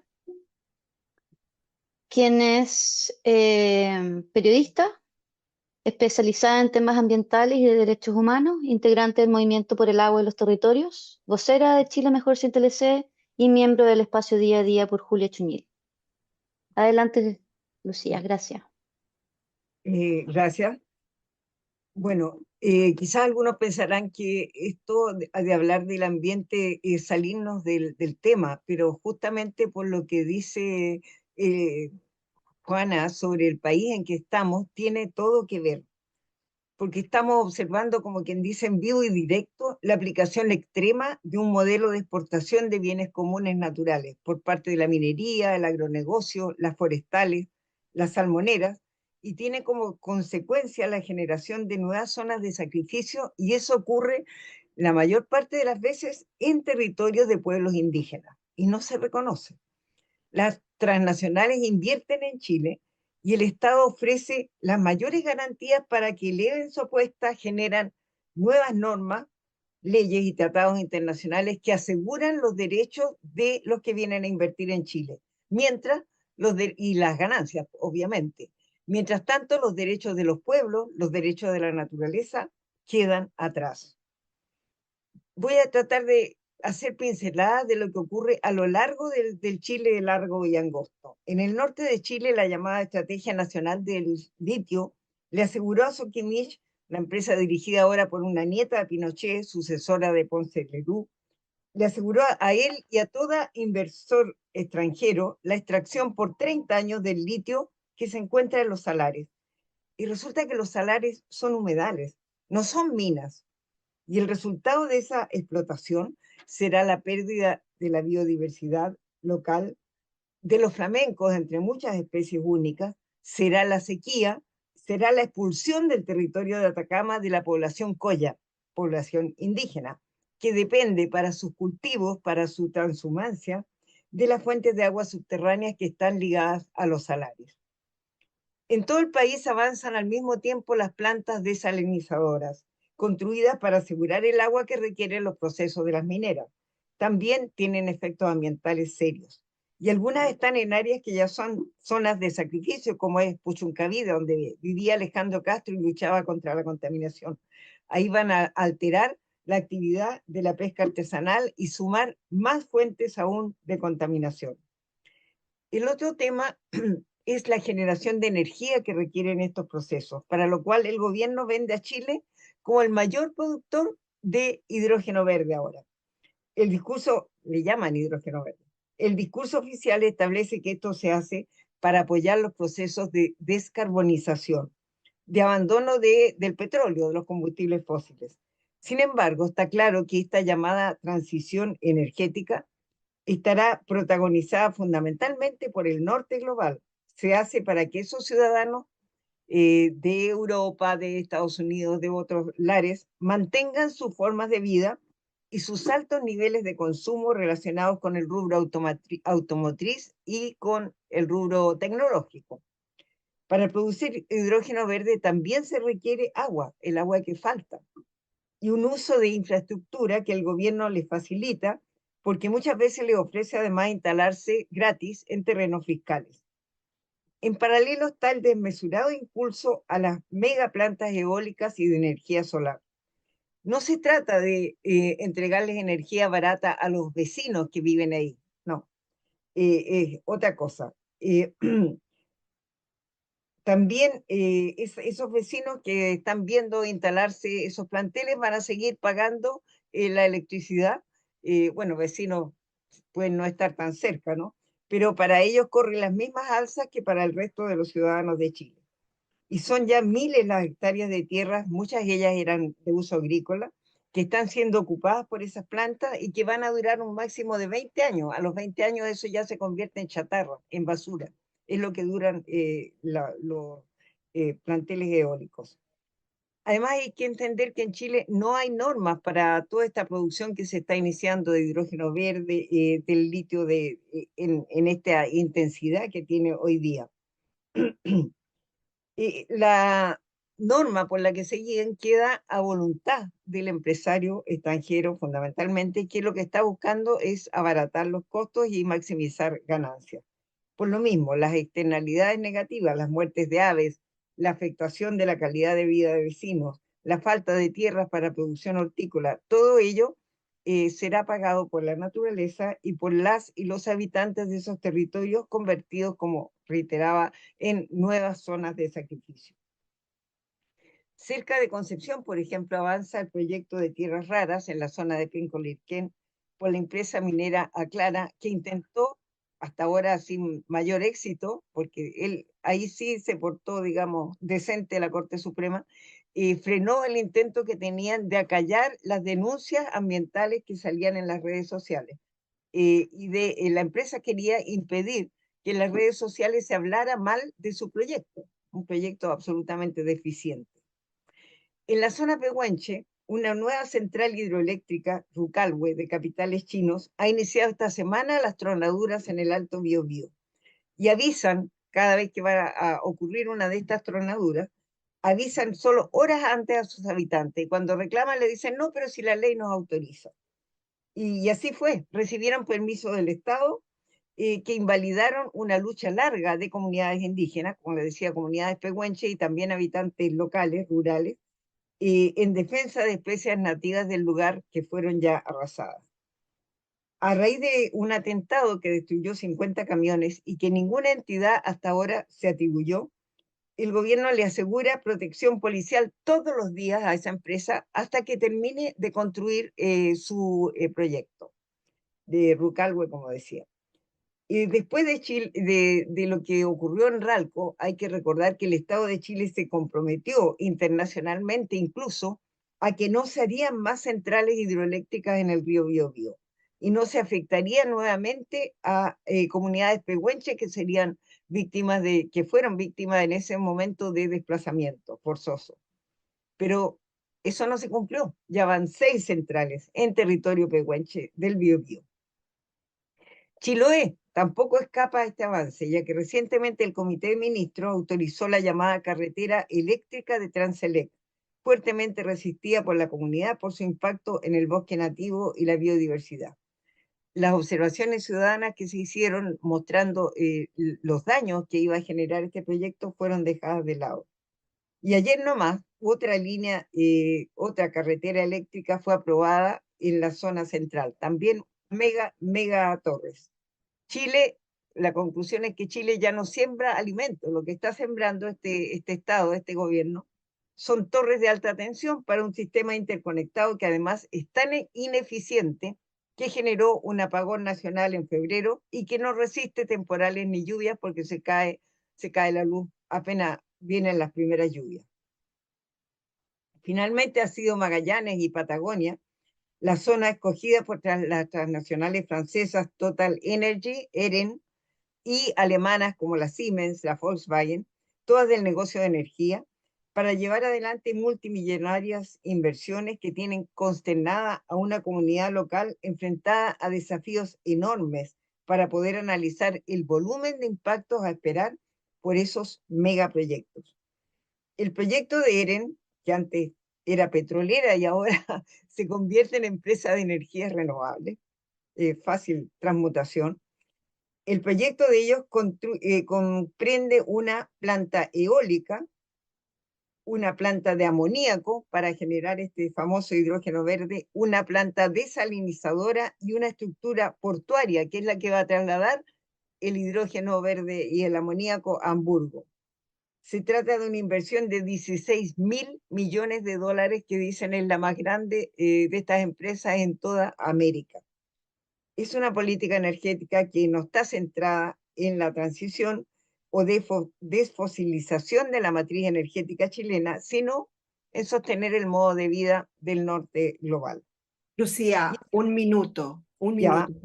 En Gracias. paralelo hay un paquete de nuevas leyes en tramitación que buscan reducir al mínimo la participación ciudadana y la protección de la naturaleza para generar aún mejores condiciones para la inversión.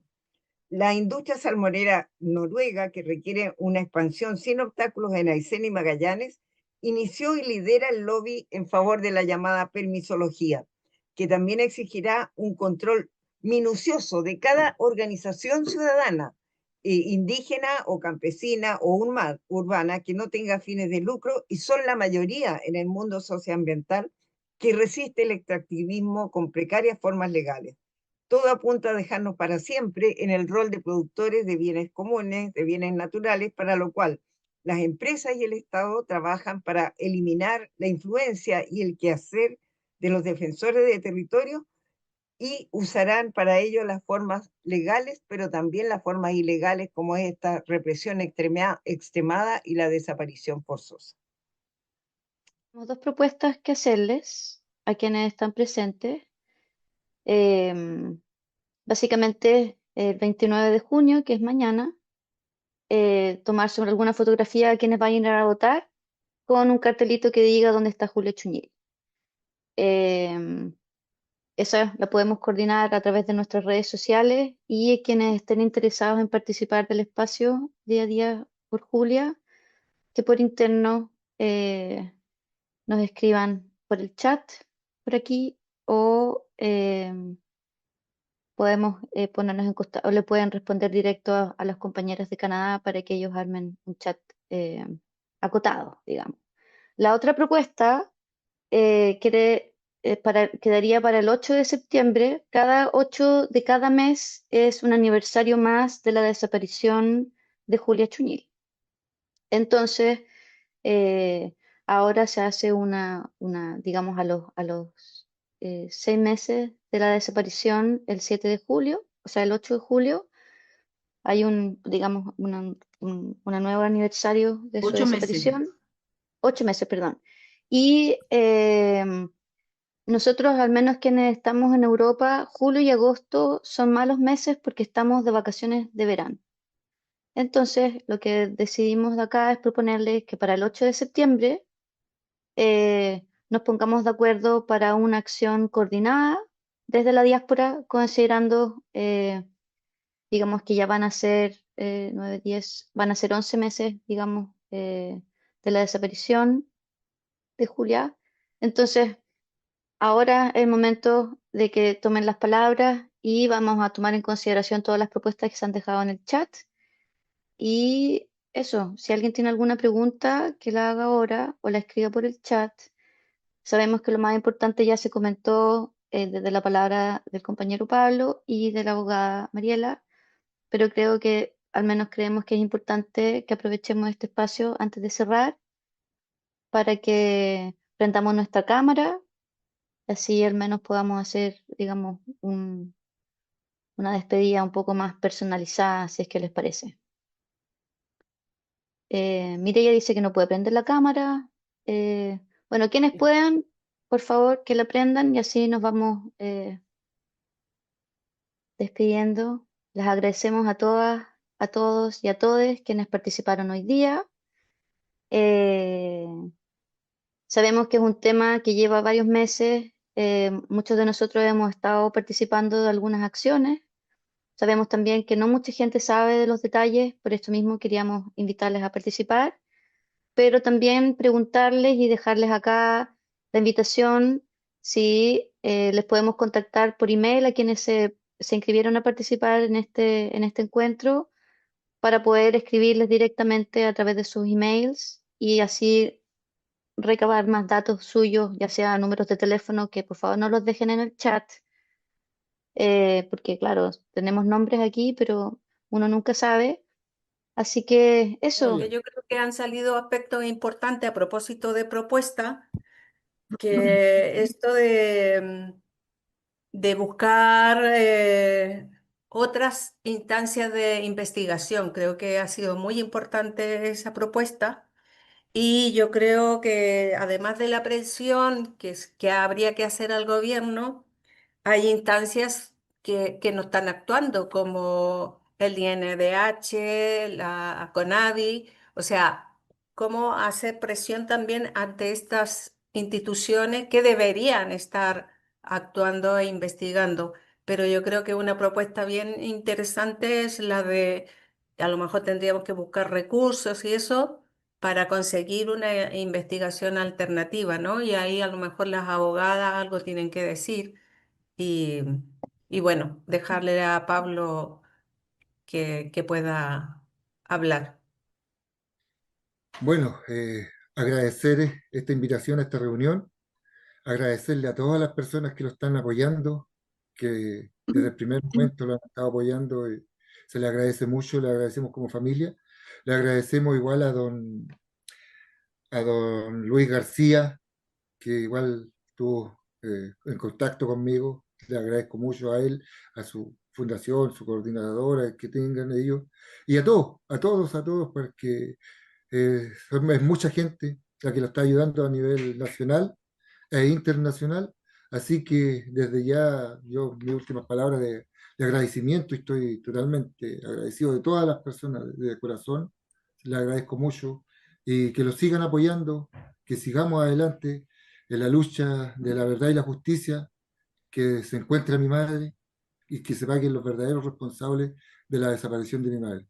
Muchas gracias a todas las personas, a todos de corazón. No saben cuánto yo personalmente estoy agradecido de todos ustedes que están acá en la reunión y de todas las personas que están a lo largo de Chile y del extranjero. Gracias a todos. Bueno, felicitar la organización, por cierto, queremos seguir haciendo este tipo de, y empujando y apoyando este tipo de encuentros. Por ahora tenemos una lucha político-jurídica que enfrentar, que está en manos del equipo de estas 3 abogadas. Necesitamos que este país y este Estado funcione.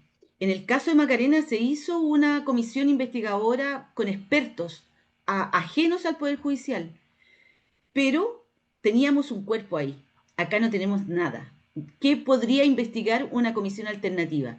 Eso yo lo dejo planteado porque no se pueden traducir mecánicamente las cosas, podemos sacar aprendizajes del pasado, pero en estos momentos estamos frente a una lucha político-jurídica que tenemos que seguir empujando de manera movilizada. Muchas gracias. Gracias, Juanita. Mariela, adelante.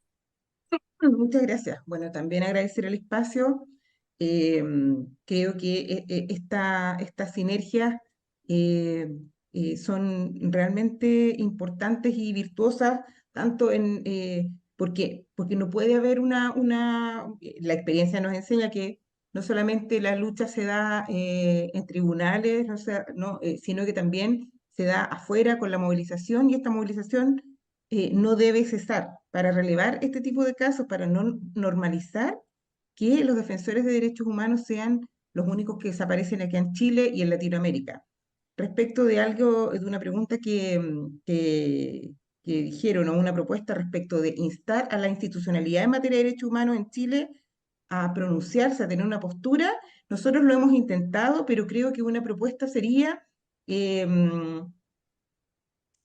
interpelar directamente al INDH para que asuma desde ya o de una vez por todas una postura en relación a la desaparición de la Lamián Julia Chuñil. Nosotros lo intentamos, tuvimos conversaciones con la directora nacional y ahora se encuentra en curso una denuncia en contra de la jefa del INDH de Los Ríos, porque habiendo tomado conocimiento de los apremios ilegítimos en contra de Janet y de la familia, no denunció. Entonces, estamos ahí en un entredicho con el INDH, y yo creo que el apoyo de todas las organizaciones para interpelar a este organismo que debe representarnos y no debe ser parte de la oficialidad, en el fondo, debe estar de parte de las víctimas, debiera traducirse a lo mejor en una carta, en una propuesta en conjunta, pero interpelar a la institucionalidad en materia de derechos humanos en torno a exigirles una postura clara en torno a la desaparición de Julia Chuñil. Quería para que me vieran. Bueno, yo desde aquí, de Oakland, California, la agrupación Cholchol agradece a toda la gente que está ahí luchando para tener información.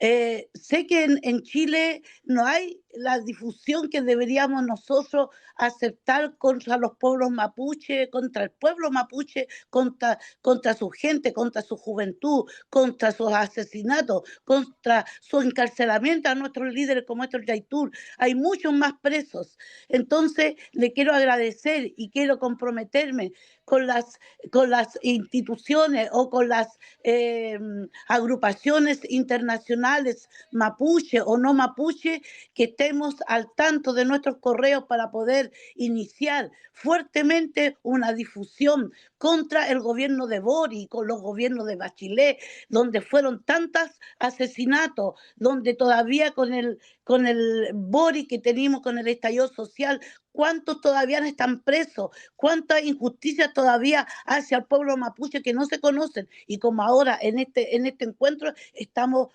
conociendo más aún de todos los atropellos, de todas las torturas que tienen en el medio ambiente. Muchas Entonces, gracias, aquí Juanita. doy las gracias a ustedes también y podamos compartir nuestros correos y podamos informar.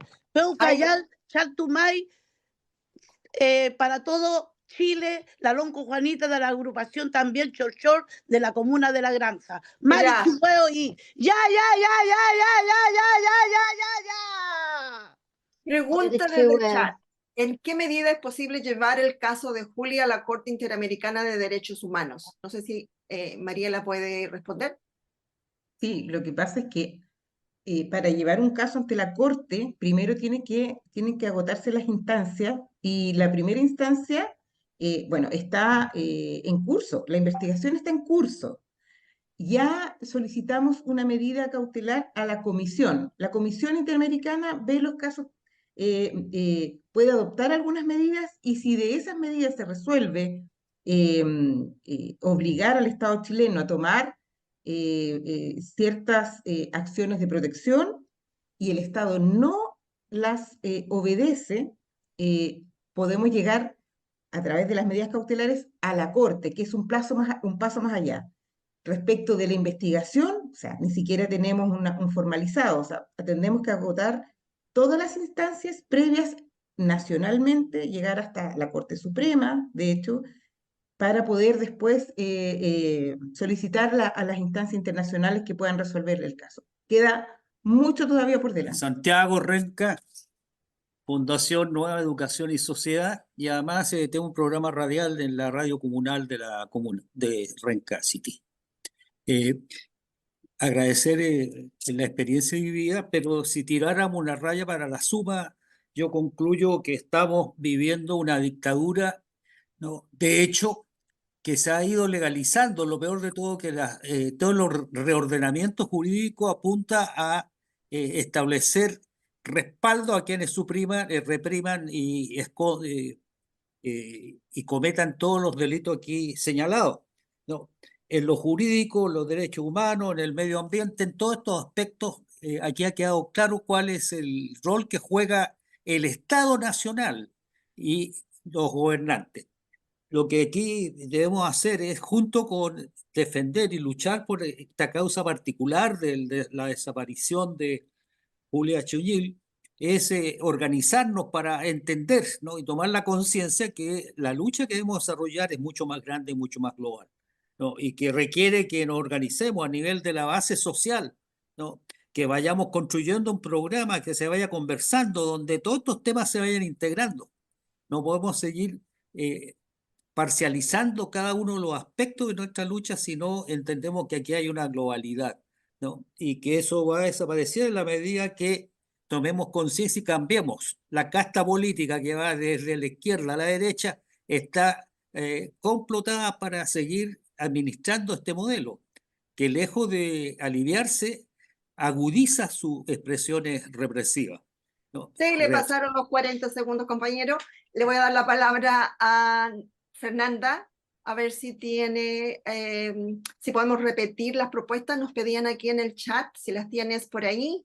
Sí, básicamente mañana quienes vayan a ir a votar lleven un cartelito que diga dónde está Julia Chuñil, ya sea en el idioma de donde estén viviendo, en castellano obviamente quienes estemos en Chile o no, y se saquen una fotito y si tienen redes sociales que la publiquen ahí y obviamente podríamos fijar un hashtag que es ¿dónde está Julia Chuñil?, que es el que se ha ido usando desde su desaparición para poder ir localizándonos, ¿no?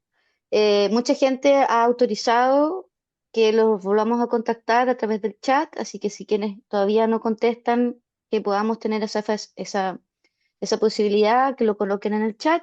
Y la segunda propuesta era que hiciéramos una actividad desde la diáspora el día 8 de septiembre. Día de la semana que caiga, vamos a ir organizándonos, ya que ustedes han dejado sus emails acá y ya tenemos los contactos.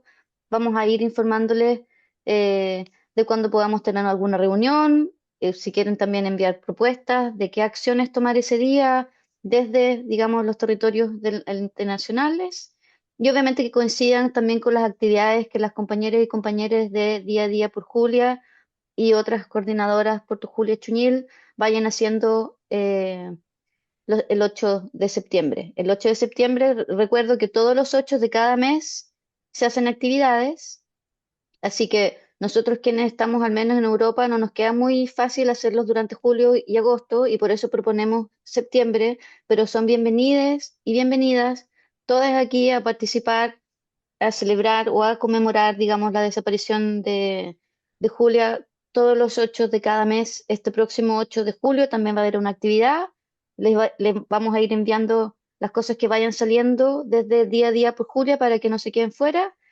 Y eso, básicamente, por ahora. Falta una ¿Cuál que ha era? salido aquí, lo de interpelar Ah, ya. al INDH, a la institucionalidad chilena. Yo creo que eso es algo que tenemos que organizar y como organizaciones sociales y en la diáspora a lo mejor podemos tener fuerza para que Sí.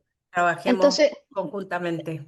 Entonces, tomando esa propuesta, que es diferente a la otra propuesta, que es más de acción, la otra Sí. del 8 de septiembre, con toda la gente que ha confirmado sus emails en el chat y quienes han dicho que sí, quieren seguir en contacto, les vamos a escribir para quizás desarrollar un texto en conjunto para que nosotros quienes estamos en el extranjero también lo llevemos a nuestras embajadas y accionemos desde nuestros espacios y además apoyar a las acciones que se hagan en el territorio chileno. Eso. Ahora sí.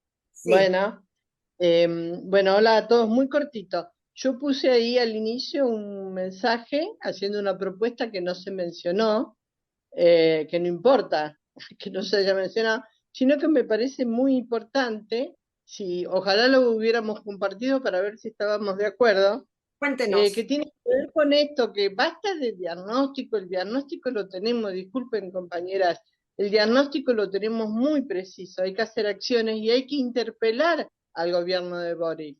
Más allá de todas las acciones, está bueno hacer una investigación autónoma, está bueno todo lo que hagamos. Y para interpelar, yo propuse ahí que podría ser, por ejemplo, poner una carpa frente a la Casa de Gobierno en Santiago, que la vea todo el mundo, como hemos hecho tantísimas veces en Argentina, con un gran cartel. ¿Por qué está esa carpa ahí? O sea, hay que interpelar a Boric, correrlo, escracharlo, como hacemos acá, como hemos hecho con los dictadores de la dictadura militar. Donde vaya, los vamos a buscar. Compañeros, hay que interpelarlo porque este sujeto mentiroso encima se da el gusto de decir que va a hacer una ley a favor de los territorios mapuche. Entonces es muy grave, compañeros, esto. Eso. Gracias, compañera. Doy la palabra a Nelida para que vayamos haciendo el cierre. Bueno, en nombre de la comisión que hemos organizado este evento, queremos agradecer la participación de todas, de todos, y especialmente haber contado con la presencia de Pablo San Martín, que siempre aparece como el hijo de. Yo creo que es importante que también lo personalicemos y Pablo es una persona muy importante en la búsqueda de su madre y también con una vida también propia, ¿no? Agradecer también a Mariela, que en su tiempo libre supuestamente pues nos cede este tiempo para que nos pueda ilustrar en qué momento estamos. Y también a Juana y Lucía, que son compañeras de la causa, ¿no? Junto con Alejandra y Fernanda, hemos querido sacar adelante esta acción y creemos que la fortaleceremos con todas las propuestas que han salido aquí. La trabajaremos y invitamos a quienes quieran incorporarse a este trabajo, pues creo que ya tenemos los contactos, tenemos los correos electrónicos y invitarlas a ser parte de esta acción, que tiene que ser una acción permanente. La lucha siempre es larga y prolongada, como dicen, ¿no? Entonces, esto no es una causa, se están sumando muchas causas además. El gobierno de Boric no para y los candidatos presidenciales que se están candidateando, pues están la Carolina Toa, que es lo más vergonzoso que hay, que está proponiendo no solo continuar con la militarización, sino que también tener libertad para convocar a los militares cuando a ella le dé la gana, ¿no? Entonces, lo que se viene tampoco es de muy buen augurio, así que yo creo que tenemos que estar alerta y, como decían en el chat, no tener miedo, porque solo el trabajo colectivo nos va a permitir sacar adelante esta acción que nos ha unido y muchas más. Así que, Chaltumailamien y Peucayal. Muchas gracias, Anilda, a nombre del espacio 10 días por Julia Chuñil y Casa Salvador Allende de Toronto. Les saludo, les deseo muy buen fin de semana. Gracias por estar presente, gracias a todas las lideresas que han impulsado y que las estamos leyendo y las estamos siguiendo en el día a día. Muchas gracias.